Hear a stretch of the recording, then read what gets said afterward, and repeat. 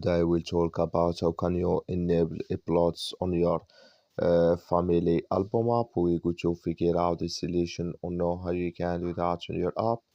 So you just follow these ways, then it's going to work with you. So all you have to do, you just go down, you click here on settings down here.